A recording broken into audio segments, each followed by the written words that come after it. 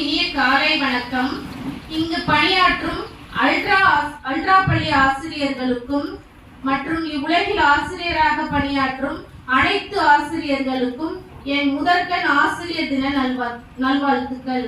மேலும் இந்த ஆசிரியர் தினம் எதற்காக கொண்டாடுகிறோம், யாருடைய நினைவாக கொண்டாடுகிறோம் என்றால் டாக்டர் சர்வப்பள்ளி ராதாகிருஷ்ணர் அவர்களின் நினைவாக கொண்டாடுகிறோம்.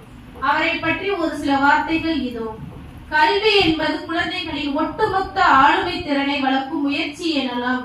இம்முயற்சியில் ஈடுபடும் ஆசிரியர்களை சமூகமானது மாதா மற்றும் பிதாவை தொடர்ந்து அடுத்த நிலையில் தெய்வத்திற்கு மேலாக கருதும் நிலையினை இன்றும் காண இயலும். இச்சமூகத்தின் எதிர்பார்ப்பையும் மீறி தன் வகுப்பு மாணவர்களின் மீது அதிக அன்பும் அக்கறையும் கொண்ட அவர்கள் மேம்பட போராடும் ஒவ்வொரு ஆசிரியரும் போர் வீரனே. அதில் வெற்றியோ தோல்வியோ என்ற கேள்விக்கு இடமே இன்றி அவர் மேற்கொள்ளும்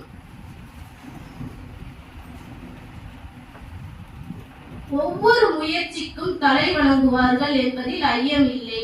ஆங்கில கல்வியின் ஆதிக்கம் செய்த காலத்தில் ஒவ்வொரு பிரிவினரும் அதன் மூலமாகவே வெறுத்தும் மறுபிரிவினர் அதனை முழுவதும் ஏற்றுக்கொண்டு சமய சடங்குகள், சம்பிரதாயங்கள், பழக்க வழக்கங்கள் ஆகியவற்றில் நம்பிக்கை ஆற்றுபவராகவும் வாழ்ந்தார்கள்.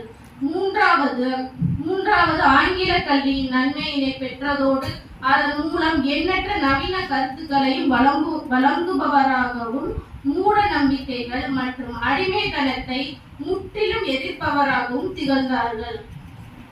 இவர்கள் தம் கால் பதித்த இடங்களில் புதிய அத்தியாயத்தினை படைப்பவராக விளங்கியவர்களுள் மிக முக்கியமானவர்கள் காந்திஜி, அரவிந்தர், தாகூர், விவேகானந்தர், கிருஷ்ணமூர்த்தி, ராதாகிருஷ்ணன் ஆகியோர்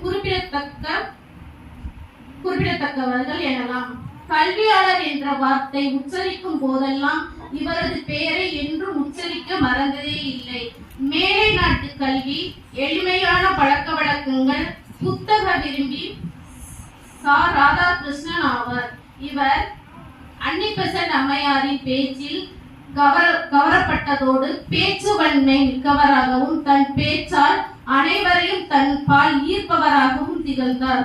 தன் முதல் பணியினை சென்னை மாநில கல்லூரியில் துவங்கி மைசூர், கொல்கத்தா, வாரணாசி, ஆக்ஸ்போர்ட் போன்ற இடங்களில் தொடர்ந்து நீண்ட காலம் தத்துவ பேராசிரியராகவும் பணியாற்றினார்.